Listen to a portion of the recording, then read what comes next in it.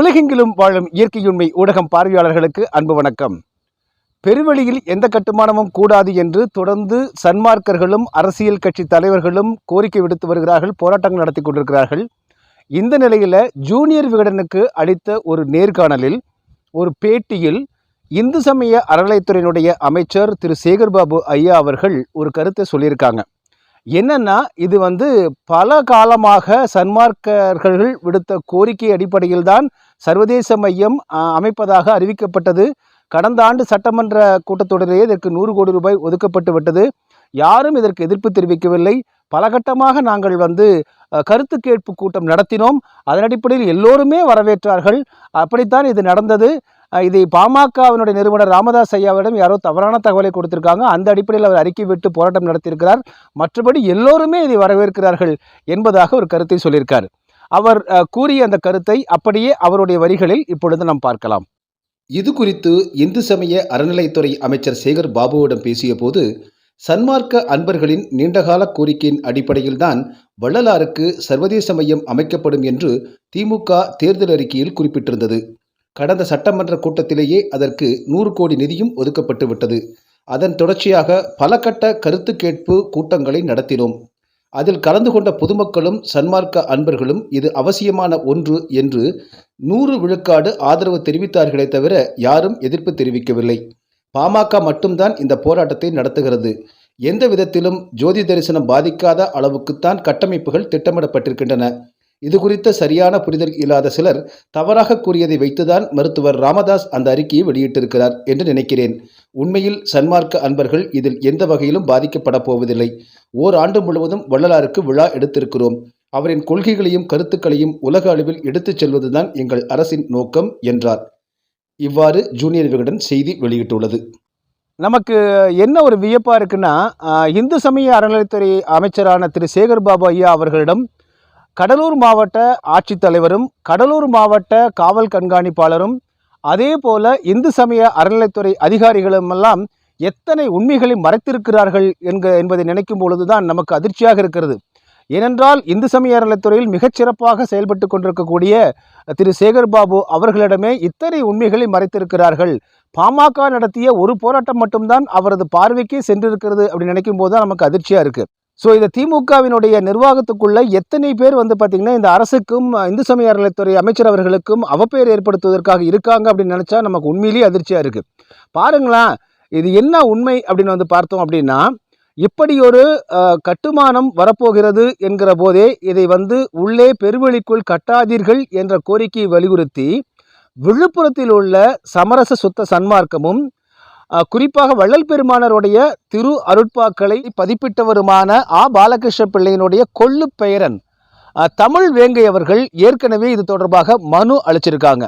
இந்து சமய அறநிலையத்துறை அதே போல அமைச்சர் அப்புறம் முதலமைச்சர் உள்ளிட்ட பலருக்கும் மனு அளிச்சிருக்காங்க. அதே போல பார்த்திங்க அப்படின்னா, வழக்கறிஞரும் 19 ஆண்டு காலமாக சன்மார்க்கத்தில் ஈடுபட்டு கொண்டிருக்கக்கூடிய வழக்கறிஞர் ஜெரால்டு ராபர்ட் என்கிற சன்மார்க்கரும் பல கட்டங்களாக அவர் மனு அனுப்பிச்சிருக்காரு. இறுதியாக மாவட்ட ஆட்சித்தலைவரையும் நேரில் சந்தித்து மனு அளித்திருந்தார்.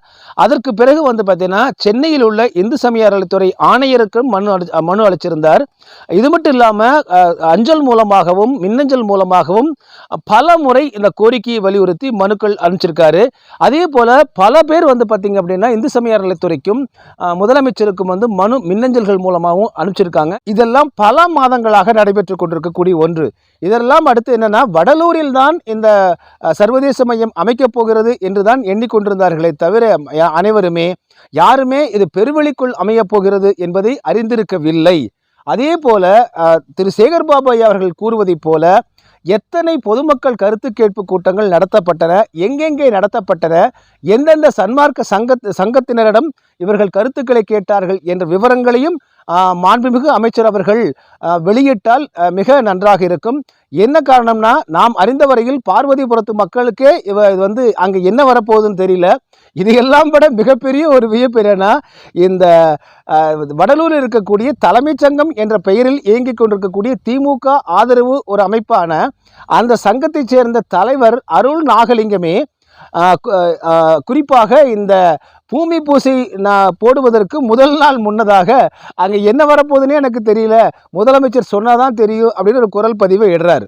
அதே போல அந்த குழுவில் இருக்கக்கூடிய ஏபிஜே அருள் என்பவர் முன்னுக்கு பின் முரணாக அவரது காணொலிகள் மூலமாகவே பிழையான தகவல்களை கொடுத்துட்டு இருக்காரு அவர். எனவே கருத்து கேட்பு கூட்டம் நடத்தியிருந்தா இந்த அருள் நாகலிங்கம் போன்றவர்கள், ஏபிஜே அருள் போன்றவர்கள் எல்லாம், இந்து சமய அறநிலைத்துறை சேர்ந்தவர்கள் எல்லாம் வெளிப்படையாக நாங்கள் இத்தனை பேரை சந்திச்சிருக்கோம், இவ்வளவு சொல்லியிருக்கோம் அப்படின்னு சொல்லியிருப்பாங்க. அந்த கருத்து கேட்பு கூட்டத்தில் இவர்களும் அழைக்கப்பட்டிருப்பார்கள். இவர்களுக்கு இந்த கேள்வியே வந்திருக்காது. அருள் நாகலிங்கம் என்கிற தலைமைச் சங்கம் என்று அழைத்துக் கொள்ளக்கூடிய அந்த சங்கத்தினுடைய தலைவருக்கே அங்கு என்ன வரப்போகுதுன்னு தெரியாத போது இந்த கருத்து கேட்பு கூட்டங்கள் யாரிடம் நடத்தப்பட்டன? நாளைக்கு முதலமைச்சர் அமைச்ச பிறகுதான் தெரியும்.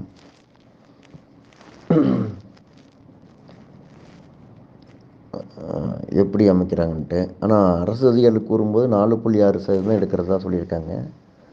அது இல்லாமல் பொதுமக்களுக்கு இடைஞ்சல் வரக்கூடாது, பாதுகாப்புற மக்களுக்கு போயிட்டு வர்றதுக்கு பாதை வேணும், எந்த இடைஞ்சல் இல்லாமல் குறைஞ்ச இடம் எடுக்கிறது ஒன்றும் பெரிய இது இல்லை, அது வளர்ச்சி பாதையை போக்குன்னு தான் நினைக்கிறோம். அப்படி இருந்தால் சிறப்பு. இன்னும் தெளிவு இல்லாமல் தான் இருக்குது உண்மையிலேயே. முதலமைச்சர் அறிவித்த பிறகு தான் தெரியும். நேரடி அப்பாயின்மெண்ட் கேட்டிருக்கோம், இன்னும் கிடைக்கல, பார்க்கலாங்க ஐயா. அதே போல அந்த பார்வதிபுரம் மக்களிடம் நாம் பல பேர் பேட்டி கொடுத்திருக்காங்க. இது என்னன்னே தெரியல. குறிப்பாக பார்த்திபன் பேட்டி அளித்திருக்காரு. அதே போல சக்கர ராமகிருஷ்ணன் பேட்டி அளித்திருக்காரு. அவர்களுக்கும் அங்கே என்ன வரப்போகுதுன்னு தெரியல. இது எல்லாம் விட பார்த்தீங்கன்னா வள்ளலார் பணியகத்தைச் சேர்ந்த சிவா மற்றும் முருகன் ஆகியோர் இந்து சமய அறநிலைத்துறை அலுவலரை போய் சந்திக்கிறாங்க. அப்போ அவர் எனக்கு முழுசா என்ன வருதுன்னு தெரியலைங்க, ஆனால் சின்ன சின்ன கட்டடம் வருதுன்னு மட்டும் சொல்லி அவரும் முழுமையாக கருத்து கூற முடியல. இதற்கு பிறகுதான் நீங்கள் பத்திரிகை ஊடகங்கள் வாயிலாக இந்த பிரச்சனையே வெளி உலகத்துக்கு போனது. இதையெல்லாம் அடுத்து பார்த்தீங்கன்னா ஜனவரி மாதம் 10ஆம் தேதி என்று நினைக்கிற கடலூரில் 500க்கும் மேற்பட்ட சன்மார்க்கர்கள் ஒன்றிணைந்து உண்ணாநிலை போராட்டத்தை முன்னெடுக்கிறாங்க. இதற்கு 1 மாத காலத்திற்கு முன்பாகவே அனுமதி பெறப்பட்டது. அதாவது காவல்துறையில் இறுதி நேரத்தில் அந்த அனுமதியை ரத்து செய்யறாங்க கடலூர் மாவட்ட காவல்துறை. அதன் பிறகு பார்த்தீங்கன்னா அந்த சன்மார்க்க சங்கத்துக்குள்ளேயே கடலூரில் இருக்கக்கூடிய மஞ்சக்குப்பத்தில் இருக்கக்கூடிய சன்மார்க்க சங்கத்திலேயே ஒரு நாள் முழுவதும் உண்ணாநிலை போராட்டத்தில் ஈடுபட்டு பல்வேறு தலைவர் அங்கு வந்த சன்மார்க்கர்கள் எல்லாம் தங்களுடைய கருத்துக்களை தெரிவித்து அன்று மாலையே பேரணியாக சென்று மாவட்ட ஆட்சித்தலைவரிடம் மனு அளிக்கிறாங்க. பெருவழிக்குள் கட்டடங்கள் கட்ட வேண்டாம் அப்படின்னு சொல்லி அளிக்கிறாங்க.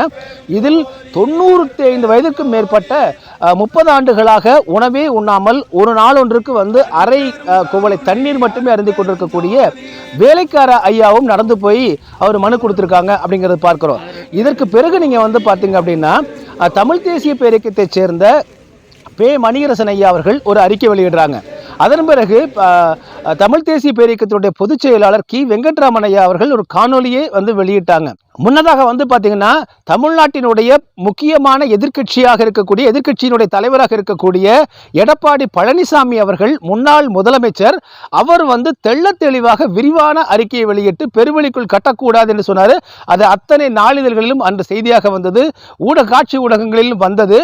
அதையெல்லாம் சேகர்பாபு ஐயா அவர்களுக்கு இது ஒரு எதிர்ப்பாக தெரியவில்லை அப்படின்னு நினைக்கும் போதுதான் நமக்கு பெரிய ஒரு வியப்பாகவும் அதிர்ச்சியாகவும் இருக்கு. நாம் தமிழர் கட்சியினுடைய தலைமை ஒருங்கிணைப்பாளர் திரு சீமான் இதுவரைக்கும் 3 அறிக்கை வெளியிட்டதோடு ஜனவரி 10 அன்று கடலூரில் நடைபெற்ற இந்த உண்ணாநிலை போராட்டத்தில் தம்முடைய நிர்வாகிகளை கலந்து கொள்ள வைத்தார் அப்படிங்கிறத நம்ம பார்க்க முடிகிறது.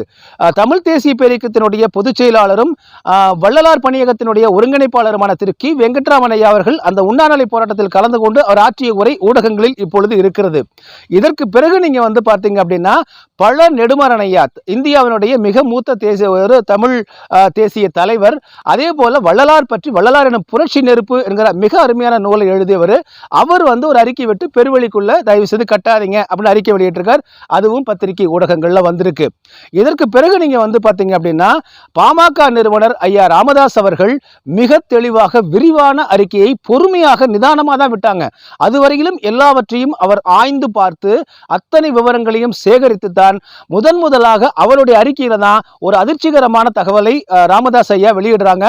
என்னவென்றால், அங்கே கட்டிடம் கட்டி கூட்டத்தை குறைத்து அங்கே வந்து வள்ளலாருடைய பெருமையை சிதைப்பதற்காக இதை செய்கிறார்கள் என்ற குற்றச்சாட்டை அந்த அறிக்கையில வந்து ஜனவரி மாதம் 17ஆம் தேதியே அவர் வந்து வெளியிட்டிருந்தார் அப்படிங்கிறத நம்ம பார்க்கிறோம். டிசம்பர் மாதமே நீங்க வந்து நாம் தமிழர் கட்சியின் தலைமை ஒருங்கிணைப்பாளர் சீமான் அவர்கள் அறிக்கை வெளியிட்டார் அப்படிங்கிறதும் இன்னைக்கு ஆவணங்களா இருக்கு. இதற்கு பிறகு வந்து பாத்தீங்க அப்படின்னா, பாரதிய ஜனதா கட்சியைச் சேர்ந்த மாநில தலைவரான அண்ணாமலை அவர்களும் வந்து ஒரு உரை, அது குறிப்பாக வந்து பாத்தீங்கன்னா வடலூர் பக்கத்துல வந்து அவர் வந்து ஒரு சுற்றுப்பயணம் போன போது அந்த இடத்திலே அவர் குறிஞ்சிப்பாடின்னு நினைக்கிறேன், அங்கே அவர் வந்து உரையாற்றி பெருவழிக்குள் கட்டாதீங்க அப்படின்னு சொல்லியிருக்காரு. இந்து மக்கள் கட்சியைச் சேர்ந்த அர்ஜுன் சம்பத், நான் இந்த அமைப்பு கடந்து அரசியல் கடந்து இதை ஒரு வந்து வள்ளல் பெருமானாருடைய மதிக்கக்கூடிய ஒரு சன்மார்க்கத்தை மதிக்கக்கூடிய ஒருவனாக கூறுகிறேன், அங்கே பெருவழிக்குள் கட்டாதீங்க அப்படின்னு சொல்றாங்க. அப்போ இத்தனை பேர் வந்து பாத்தீங்கன்னா அறிக்கை தொடர்ந்து வெளியிட்டு அத்தனை அறிக்கைகளுமே நீங்கள் வந்து பத்திரிகை ஊடகங்கள்ல பதிவா இருக்கிறத நம்ம பார்க்கிறோம். அம்மா மக்கள் முன்னேற்ற கழகத்தினுடைய பொதுச் செயலாளர் திரு டிடிவி தினகரன் ஐயா அவர்கள் ஒரு விரிவான அறிக்கையை வெளியிட்டு ட்விட்டர் பக்கத்திலும் அதே போல அறிக்கை வாயிலாகவும் அவர் வந்து பெருவழிக்குள் கட்டுமானம் கூடாது என்று வலியுறுத்தியிருந்தாங்க. இது எல்லா பத்திரிகை ஊடகங்களிலும் வந்திருக்கு. ஆக இத்தனை பேர் அறிக்கை விட்டு பாமக களத்தில் இறங்கி அதிலும் வந்து பார்த்தீங்கன்னா ராமதாஸ் ஐயா அவர்கள் ஜனவரி மாதம் 17ஆம் தேதி இவ்வாறு கட்டடம் கட்டக்கூடாதுன்னு அறிக்கை விடுறாங்க. அடுத்த 17ஆம் தேதி, அடுத்த மாதம் அதற்கடுத்த 17ஆம் தேதியே அங்கே வந்து அடிக்கல் நாட்டப் போகிறார்கள் என்கிற தகவல் கிடைத்த போது அதை சுட்டிக்காட்டுறார் அவர். நான் கடந்த மாதமே வலியுறுத்தினேன், அதை நீங்கள் அலட்சியம் செய்து கொண்டு இன்று அடிக்கல் நாட்டுறீங்க, இது எவ்வளவு பெரிய அநீதி என்று இதை குறிப்பிட்டே வந்து பாமக நிறுவனர் ராமதாஸ் ஐயா அவர்கள் குறிப்பிட்டு இதை எதிர்த்து பாமக களமிறங்கும், மக்களை திரட்டி போராடும் அப்படின்னு சொல்றாங்க. அப்படி நடந்த போராட்டம் தான் அது. அன்று மாலையே நீங்க வந்து பாரதிய ஜனதா கட்சி சார்பில் அதே இடத்தில் வடலூரில் போராட்டம் நடைபெற்றது, இவர்கள் அடிக்கல் நாட்டிய நாளில். இது மூன்றாவது. ஒன்று ஜனவரி மாதம் 10ஆம் தேதி உண்ணாநிலை போராட்டம், பேரணி, மாவட்ட ஆட்சித்தலைவரிடம் மனு. அதற்கு பிறகு வடலூரில் வந்து பாமக சார்பில் நடைபெற்ற ஆர்ப்பாட்டம், அன்று மாலையே பாஜக சார்பில் நடைபெற்ற ஆர்ப்பாட்டம். இதையெல்லாம் அடுத்து 20ஆம் தேதியாக நேற்று கடலூருடைய மாவட்ட தலைநகரத்தில் தெய்வத்தமிழ் பேரவையின் சார்பில் 500க்கும் மேற்பட்ட அருளாளர்கள் கலந்து கொண்ட, சன்மார்க்கர்கள் கலந்து கொண்ட ஆர்ப்பாட்டம் கிட்டத்தட்ட 4 மணி நேரம் நடைபெற்றது. அந்த ஆர்ப்பாட்டத்தில் முழக்கங்கள் எழுப்பப்பட்டு பெருவழிக்குள் எந்த கட்டுமானம் கட்டக்கூடாது அப்படின்னு சொல்லப்பட்டிருக்கு.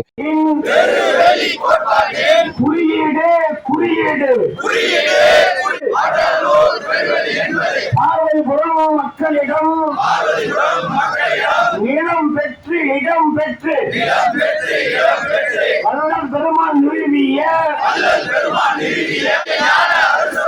ஒருங்கிணைந்த வளாகமே வடலூர் பெருவெளி. தமிழ்நாடு அரசே மீட்டெடுப்போம் பெருவெளியை மீட்டெடுப்போம். இதெல்லாம் விட வந்து பார்த்தீங்கன்னா காணொலிகள் வாயிலாகவும் பத்திரிகை ஊடகங்கள் வாயிலாகவும் குறிப்பாக இந்த சன்மார்க்கர்கள் சங்கத்தை சேர்ந்தவர்கள் சென்னை பத்திரிகையாளர் மன்றத்தில் சட்டமன்ற கூட்டத்தொடர் தொடங்குவதற்கு 2 நாட்கள் முன்பாக பத்திரிகையாளர்களை சந்தித்து, ஊடகவியலாளர்களை சந்தித்து பெருவழிக்குள் கட்டுமானம் கட்ட வேண்டாம், அன்னைக்கு வேலைக்கார ஐயா வந்திருந்தாங்க. அப்படி வந்து பத்திரிகை வாயிலாகவும் சென்னை மாநகரத்திலேயே இதற்கு எதிர்ப்பை தெரிவிச்சிருக்காங்க. இப்படி எல்லா இடங்களிலும் இதற்கு மறுப்பும் எதிர்ப்பும் தெரிவித்து தலைமைச் சங்கத்தை சேர்ந்தவர்களுக்கே தெள்ளத் தெளிவாக அங்கே என்ன வரப்போகிறது என்பது தெரியாத நிலையில் யாரிடம் இவர்கள் கருத்து கேட்டார்கள் என்கிற கேள்வி நமக்கு எழுகிறது. அதே போல இப்படிப்பட்ட திட்டம் வரப்போகிறது, அங்கே என்னென்ன அமைய போகிறது என்பது பற்றி இதுவரை பட்டியல் வந்து இந்து சமய அறநிலையத்துறையால் வெளியிடப்பட்டதா? இது போன்ற ஒரு பட்டியல் ஒரு ஃபிளக்ஸ் பேனரிலாவது அச்சடித்து அங்கே இந்து சமய அறநிலையத்துறை சார்பில் தர்மசாலையிலோ அல்லது சத்தியஞான சபைக்கு முன்பாக வைக்கப்பட்டதா, அல்லது வடலூரில் 4 ரோட்டிலாவது வைக்கப்பட்டதா? இப்படி யாரிடம் இவர்கள் கருத்து கேட்டார்கள் என்கிற கேள்வி எழுகிறது. எனவே இந்து சமய அறநிலையத்துறை அமைச்சர் திரு சேகர்பாபு ஐயா அவர்களிடம் மிக பிழையான தவறான ஃபில்டர் பண்ணி தான் அவருக்கே தகவல் போகுதுன்னு பார்க்குறோம். இப்போ நமக்கு என்ன பெரிய அதிர்ச்சியா இருக்குன்னா, இந்து சமய அறநிலையத்துறை அமைச்சருக்கே இப்போ வந்து பாமக நடத்திய போராட்டம் மட்டும்தான் கொண்டு செல்லப்பட்டிருக்கிறது என்றால், முதலமைச்சர் மு.க. ஸ்டாலின் ஐயாவுக்கு இந்த தகவல் கூட போயிருக்காது என்பதுதான் நமக்கு அதிர்ச்சி அளிக்கக்கூடிய ஒன்றாக இருக்கிறது. 25 ஆண்டுகளுக்கு மேலாக நாம் சென்னையில் வந்து பத்திரிகை ஊடகத்துறை ஊடகத்துறையில் பணியாற்றோம். அரசு நிர்வாகங்கள் எப்படி செயல்படும் தெரியும். திரு சேகர்பாபு ஐயா அவர்கள் எல்லாம் அதிமுகவில் மாவட்ட செயலாளராக இருந்த காலத்திலிருந்து நாம் பத்திரிகை ஊடகத்துறையில் களத்தில் பணியாற்றிட்டு இருக்கோம். எனவே இங்கு உள்ள அரசியல் தலைவர்கள் அனைவரையுமே நமக்கு தெரியும். இந்த அரசியல் கட்சிகள் எப்படி செயல்படும் தெரியும். ஆனால் அப்படிப்பட்ட ஒரு செயல் வீரரான சேகர்பாபு ஐயா அவர்களுக்கு இப்படி வடிகட்டி அவருக்கு குறிப்பிட்ட சில தகவல்களை மட்டும்தான் சொல்லியிருக்காங்க அப்படிங்கிறது பெரிய அதிர்ச்சியா இருக்கு. அப்போ முதலமைச்சருக்கு சுத்தமா தகவலே போயிருக்காது அப்படிங்கிறது இதன் மூலமாக நமக்கு நிரூபணமாகிறது. எனவே தயவு செய்து அதிகாரிகள் தவறான இது போன்ற செயல்களை செய்து ஐயா சேகர்பாபு அவர்களுக்கும் மாண்புமிகு முதலமைச்சர் அவர்களுக்கும் திமுக அரசிற்கும் அவப்பெயரை ஏற்படுத்திடாதீங்க அப்படின்னு மீண்டும் மீண்டும் நாம் வலியுறுத்துகிறோம். மீண்டும் மற்றொரு காணொளியில் உங்களை சந்திக்கிறேன். அதுவரை நன்றி, அன்பு, வணக்கம். டிஎன்டிவி தமிழ் ஊடகம், தனித்துவமான தமிழ் ஊடகம்.